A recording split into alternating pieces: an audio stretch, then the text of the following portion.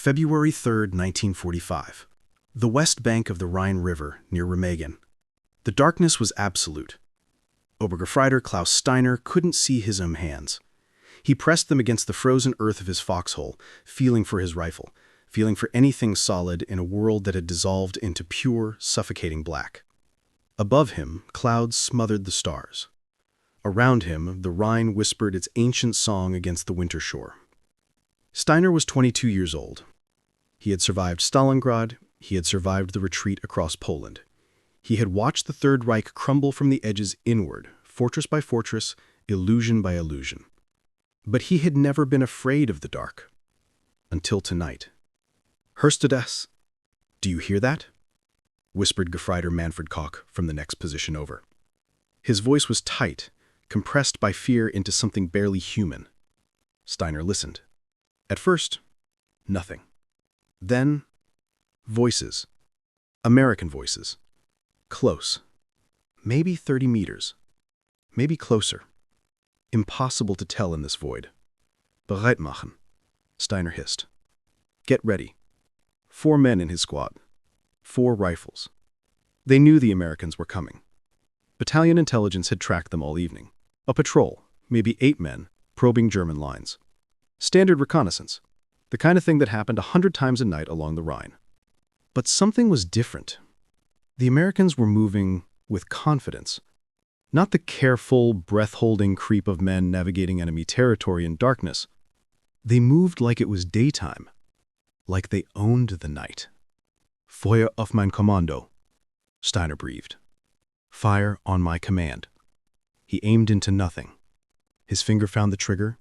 He steadied his breathing, trying to hear footsteps, trying to triangulate position from sound alone. And then, the forest glowed. Not light, not fire, something else. A presence. Like the darkness itself was being peeled back by invisible hands. Steiner felt it more than saw it, a pressure behind his eyes, a sensation of being watched by something that shouldn't exist. Lust zum Teufel. What the hell? The shot came before Koch could finish. One crack, clean, precise. Koch's head snapped back and he collapsed into his foxhole without another sound. Steiner spun, firing blind, pulling the trigger again and again into the blackness. His muzzle flash lit his own face for a fraction of a second, wide eyes, spit flying from his lips as he screamed without words. And then darkness reclaimed everything. Another shot. Schütze Werner, 10 meters to Steiner's left, grunted once and was silent. The Americans were laughing. Steiner could hear them. Casual conversation. One of them said something about coffee, another complained about the weight of his pack. They weren't even hiding. They could see him. In total, complete darkness, somehow, impossibly, they could see him. Steiner ran. He threw himself out of the foxhole and sprinted through underbrush he couldn't see, over terrain he didn't know, while bullets kissed the air around his head. He ran until his lungs burned, until his legs gave out, until he collapsed into a drainage ditch 300 meters from his position and vomited into frozen mud. When he finally crawled back to German lines an hour later, his squad was gone. Not captured, not wounded, gone. Like they had been erased from existence by the night itself. To understand what Klaus Steiner faced that night, we have to go back 18 months. August 1943, Aberdeen Proving Ground, Maryland. The building was unmarked. The project was classified above top secret. Even its code name, Project Argus, was known to fewer than 40 people in the entire U.S. military apparatus. Inside, a team of engineers from the National Defense Research Committee hunched over workbenches cluttered with vacuum tubes, optical lenses, and prototypes that looked like they belonged in a science fiction pulp magazine. They were building a weapon that would make darkness obsolete. The M3 carbine with T3 sniper scope. On paper, it was absurd. A standard-issue M2 carbine modified to mount a bulky electronic viewer the size of a small telescope on top. Attached to the barrel, a cylindrical infrared searchlight powered by a backpack battery that weighed 6 pounds and looked like something a telephone repairman would carry. The whole assembly was heavy, awkward. The battery lasted maybe 3 hours. The viewer was so fragile that dropping it would shatter internal components worth more than a new Jeep. But it worked. Point the rifle into complete darkness, flip the switch on the infrared lamp, look through the viewer, and suddenly, impossibly, the world returned. Not in color, not in the crisp detail of daylight, but in an eerie, phosphorescent green glow, like looking at the world through radioactive water. Human figures appeared as pale, ghostly shapes. Trees became skeletal silhouettes. The landscape transformed into something alien, something dreamlike, something terrifying. The infrared lamp emitted light at a wavelength of 800 nanometers, completely invisible to the human eye. To the naked eye, the lamp appeared dark, dead, off. But through the electronic viewer, it blazed like a searchlight, illuminating targets up to 75 yards away. The soldier using the sniper scope could see his enemy perfectly. The enemy saw nothing but darkness.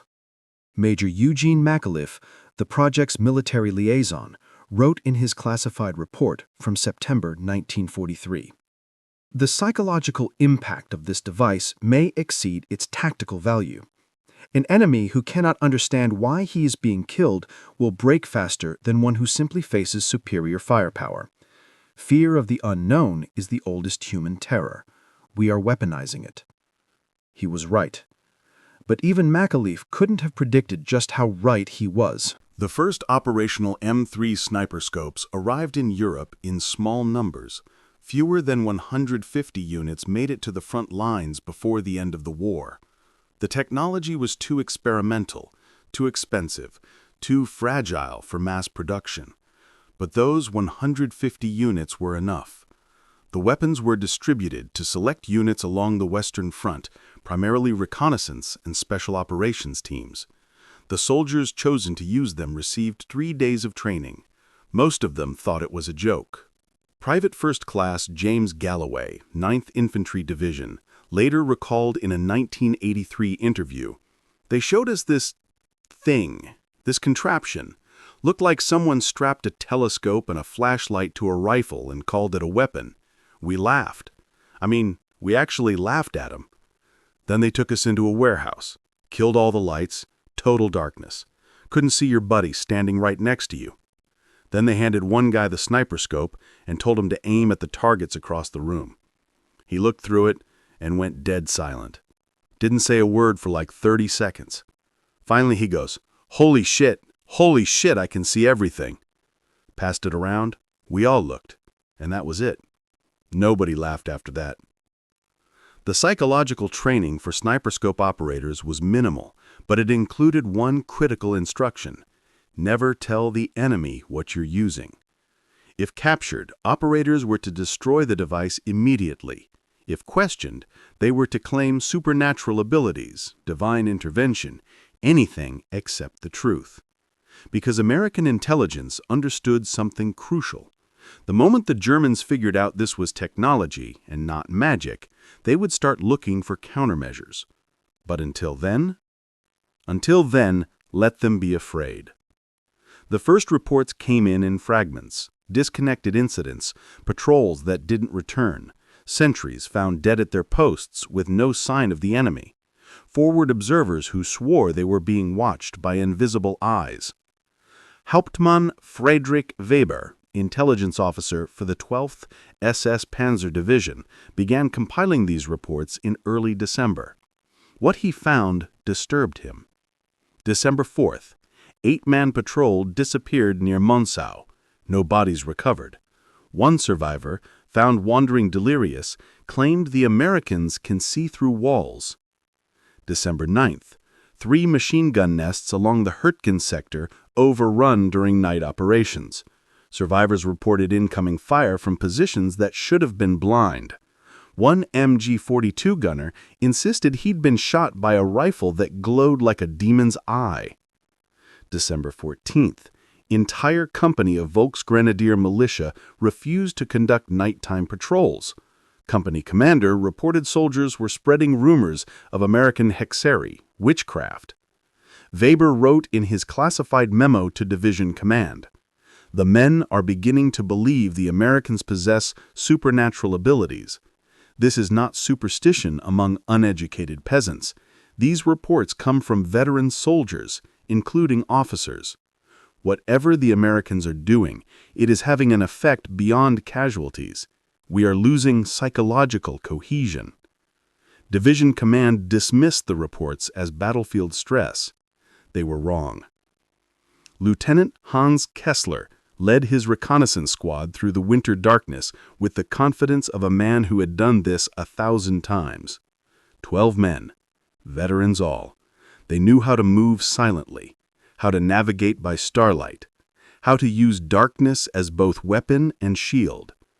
They were hunting an American observation post reportedly set up in a farmhouse 3 kilometers behind enemy lines. Standard search and destroy. In and out before dawn. The night was crystalline cold, clear sky, half moon. Enough light to see if you knew how to look. Kessler's squad spread into tactical formation. 2-point men, main body, rear guard. Professional, practiced. They never heard the shots. The point men dropped simultaneously. Perfect headshots, both of them, from somewhere in the darkness ahead. The squad immediately went to ground, rifles up, searching for muzzle flash. Nothing. "Feuerposition einnehmen," Kessler barked. "Take firing positions." His men scrambled for cover. Kessler pressed himself behind a low stone wall, breathing hard, trying to think. The Americans had to be close. But where? How had they seen his point men in this darkness? Another shot. Obergefreiter Schmidt, 3 meters to Kessler's right, jerked once and slumped forward. The shot had come from their left flank. Kessler spun, fired a burst in that direction. His squad followed suit, pouring rounds into the darkness in a desperate, uncoordinated volley. Silence. Then, from a completely different direction, behind them now, 2 more shots. 2 more men down. "Sie sind überall!" someone screamed. "They're everywhere!" But they weren't everywhere. Kessler knew that. This was precision fire. Single shooters, maybe 2, maybe 3. Shooters who could see perfectly in conditions where Kessler couldn't see his own rifle sights. "Rückzug!" Kessler shouted. "Withdraw!" His squad needed no encouragement. They ran, firing blindly over their shoulders, crashing through underbrush in full panic. Kessler ran with them, his officers' training evaporating in the face of pure, animal terror. He made it 200 meters before a bullet caught him in the thigh. He went down hard, tumbling into a depression in the earth. Above him, he could hear his men still running, their footsteps fading into the distance. He tried to call out, but his throat had closed around the pain. And then he heard it. Footsteps, American voices, coming closer. Kessler fumbled for his pistol, knowing it was useless, knowing he couldn't even see them to aim. His fingers found the grip. He raised it toward the sound. A voice called out in English, "Weapon down, or you're dead." Kessler froze. "I said weapon down, Fritz! I'm looking right at you!" Impossible. Kessler was in shadow, in a depression, in darkness so complete he couldn't see his own hands. There was no way! "Last chance!" Kessler dropped the pistol. Footsteps approached. A hand grabbed his collar, dragged him upright. He still couldn't see his captor's face, just a silhouette, somehow moving with absolute confidence in the blackness. "Welcome to the future, pal," the American said. To understand why the sniper scope was so psychologically devastating, we need to understand something fundamental about human evolution. For 300,000 years, darkness has been humanity's great equalizer. At night, the predator becomes prey. The strong become vulnerable. Kingdoms fall. armies halt.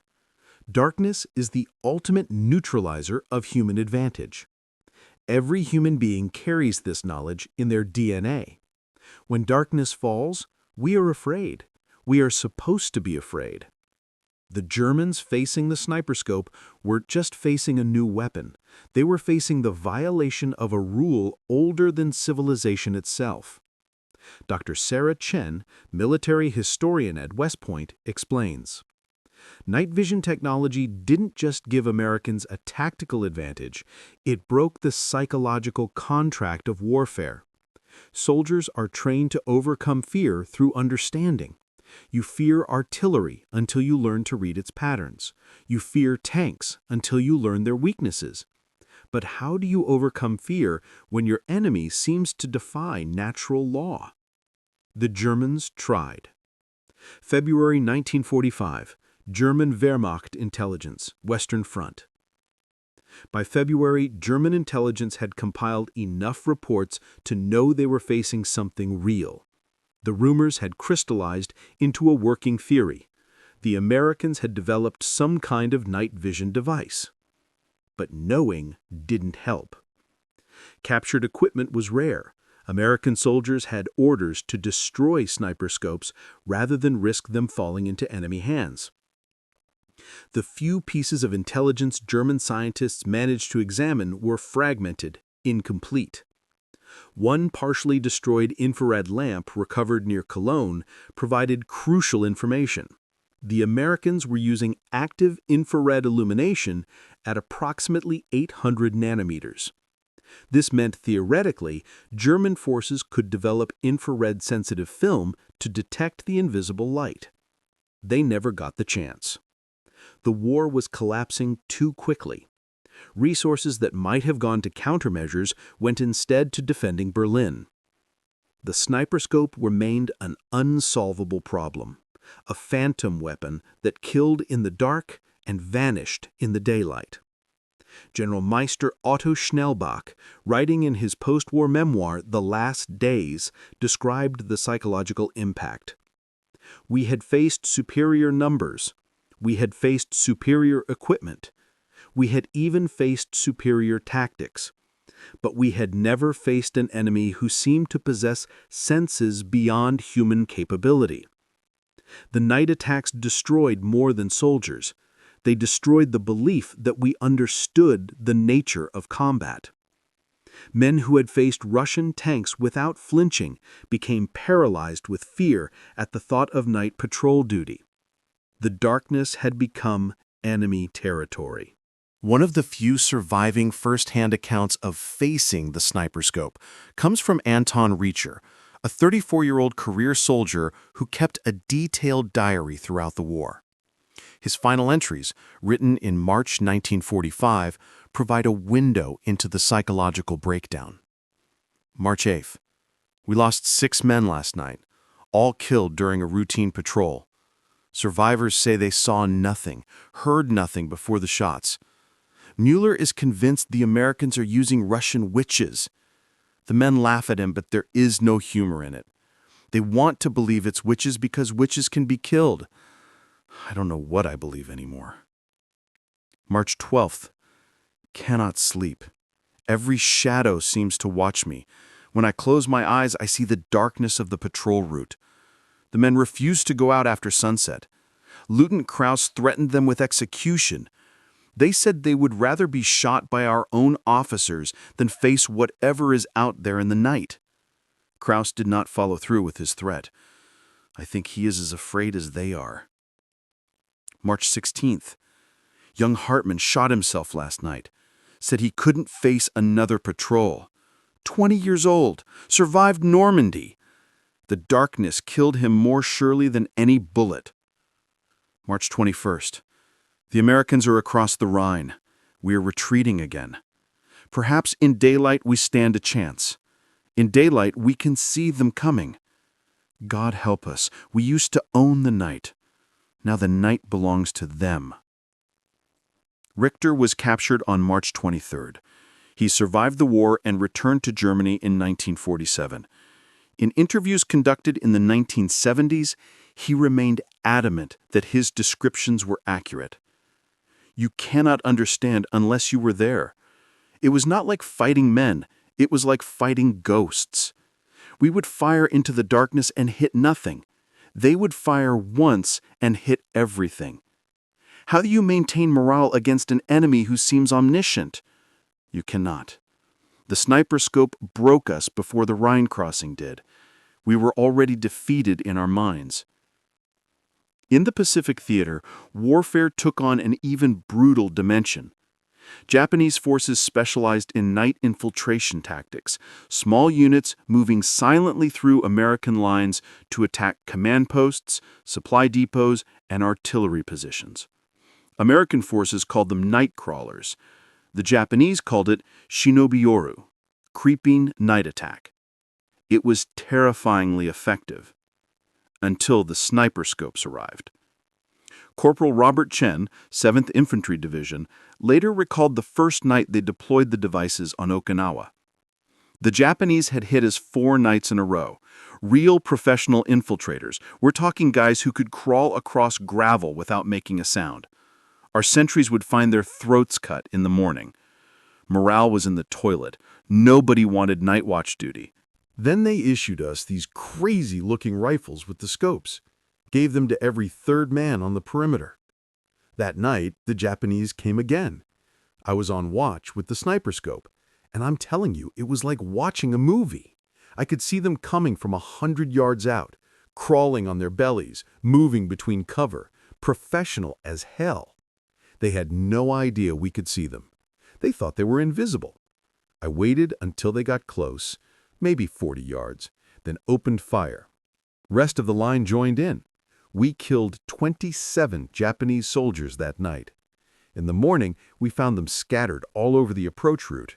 Some of them looked like they'd been trying to run when we hit them, like they finally realized something was wrong. The psychological impact was even more pronounced in the Pacific. Japanese military doctrine emphasized spiritual discipline and martial superiority. The idea that American technology could strip away tactical advantages earned through years of training was deeply demoralizing. Captured Japanese documents from Okinawa refer to American Yami no Me, eyes of darkness. Some reports describe American soldiers as oni, or demons or monsters, capable of seeing through solid objects. The mythology spread faster than the facts. One captured Japanese intelligence report, translated post-war, reveals the extent of confusion and fear. American forces have deployed new optical weapons of unknown origin, effects similar to searchlight but no visible illumination detected. Infiltration tactics no longer effective. Request immediate guidance on countermeasures. Morale among night assault units severely degraded. Soldiers report feeling observed even in complete darkness. Some refuse deployment. Discipline measures insufficient. The report was never answered. By April 1945, Imperial Japanese Army communication networks were breaking down. Okinawa was already being overrun. But the fear remained real. Master Sergeant Takashi Yamamoto, captured on April 29th, provided testimony during interrogation that offers insight into the Japanese perspective. We trained for years in night movement. Years. It was our advantage, our honor. Then one night we went out and they saw us, all of us, in total darkness. We thought it was impossible. Then we thought they had traitors in our ranks giving away positions. But no, it was technology.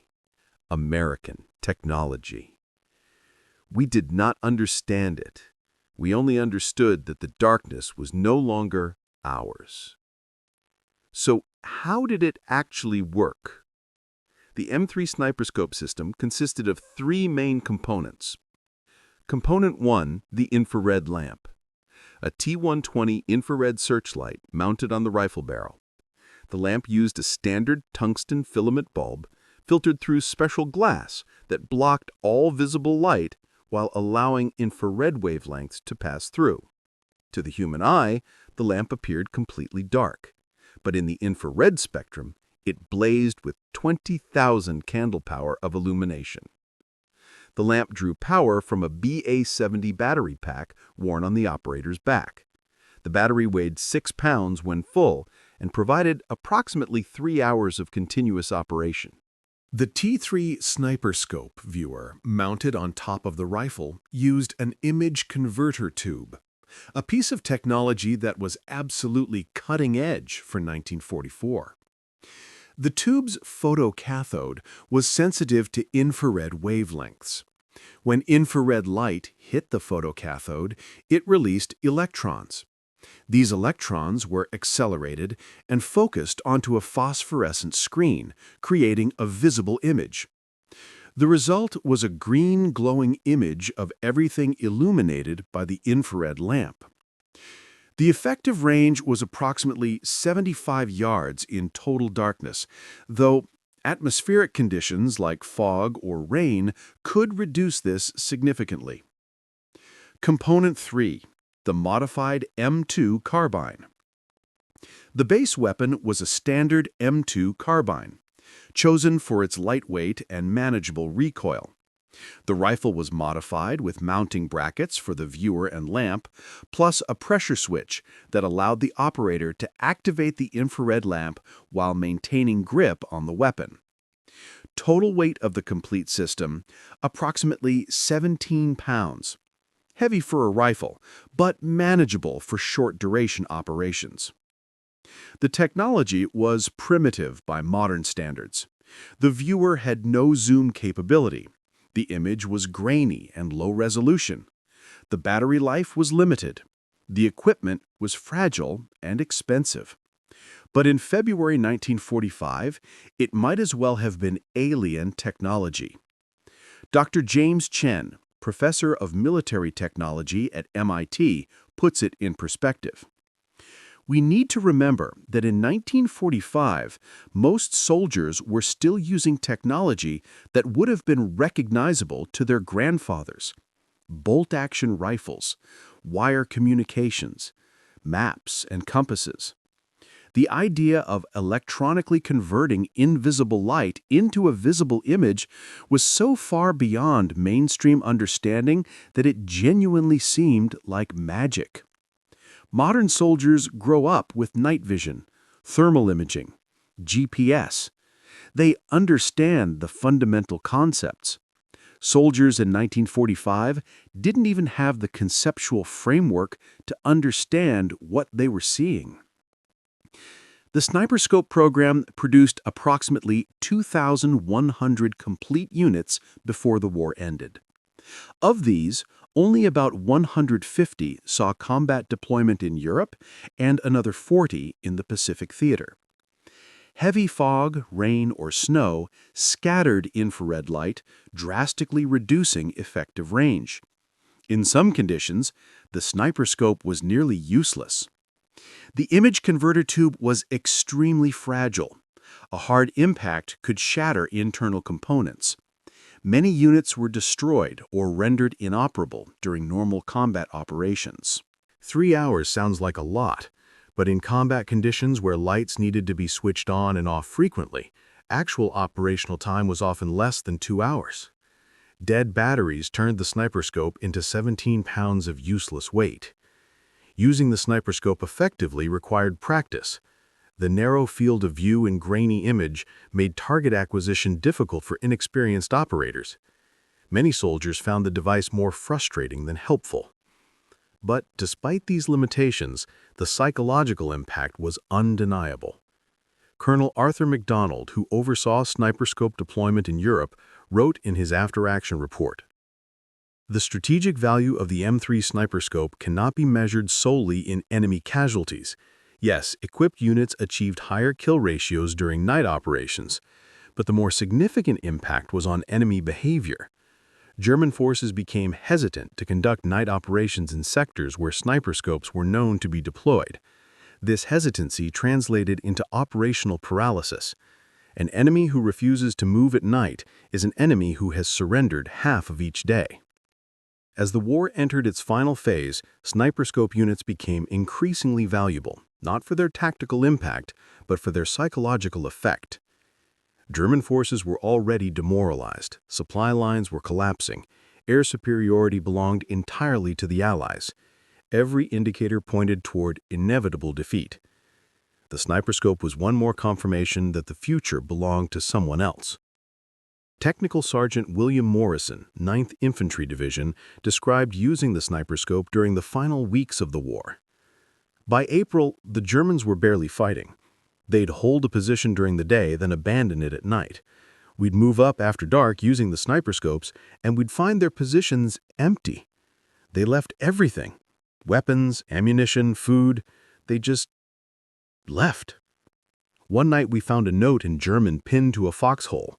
One of our translators said it meant something like, "We cannot fight demons." That stuck with me. The mythology had taken on a life of its own. German soldiers weren't just fighting American technology, they were fighting American omniscience. The distinction didn't matter to a 19-year-old conscript crouching in a foxhole, wondering if invisible eyes were watching him through the darkness. When Germany finally surrendered, the sniper scope program was immediately declassified. The technology was too valuable, too revolutionary to share with the public. The few soldiers who had used the devices were instructed not to discuss them. The equipment was collected, inventoried, and locked away in secure facilities. For the next several years, active infrared night vision remained one of America's most closely guarded military secrets. But the genie was out of the bottle. The M3 sniper scope was just the beginning. Post-war development of night vision technology exploded. The Korean War saw improved active infrared systems similar to the sniper scope, but with better image quality and lighter components. The Vietnam War introduced starlight scopes, passive night vision devices that amplified existing ambient light rather than projecting infrared illumination. By the 1980s, night vision had become standard equipment for American military forces. The bulky, fragile sniper scope had evolved into compact, durable devices that could be mounted on helmets, vehicles, and aircraft. Modern night vision devices, now in their third and fourth generation, can operate in near-total darkness, produce color images, and integrate with digital targeting systems. An infantryman today carries night vision equipment that would have seemed impossible to the engineers who designed the sniper scope. But the psychological principle remains unchanged. Dr. Sarah Chen again. Night vision technology fundamentally altered the psychological landscape of warfare. Once one side can see in the dark and the other cannot, the balance of power shifts dramatically. It's not just tactical, it's existential. The side without night vision is fighting blind, literally and metaphorically. That hasn't changed in 80 years. The descendants of the sniper scope have been used in every American military conflict since World War II. Korea, 1950 to 1953. Improved M3 variants helped counter Chinese night infiltration tactics. Vietnam, 1965 to 1975. Starlight scopes gave American forces advantage against Viet Cong guerrillas who specialized in night operations. Gulf War, 1991. Thermal imaging and advanced night vision allowed coalition forces to conduct around-the-clock operations, fundamentally disrupting Iraqi defensive strategies. Iraq and Afghanistan, 2001 to 2021. Modern night vision devices became so ubiquitous that American forces routinely conducted major operations in complete darkness, knowing enemy forces lacked equivalent technology. The pattern is consistent. Technological advantage in night vision translates into psychological dominance. Insurgent forces in Iraq and Afghanistan reported the same fear and confusion that German soldiers experienced in 1945. The terminology changed. Instead of demons or witches, they spoke of ghost soldiers or jinn. But the underlying terror was identical. An inability to understand how you're being killed is more demoralizing than facing overwhelming firepower.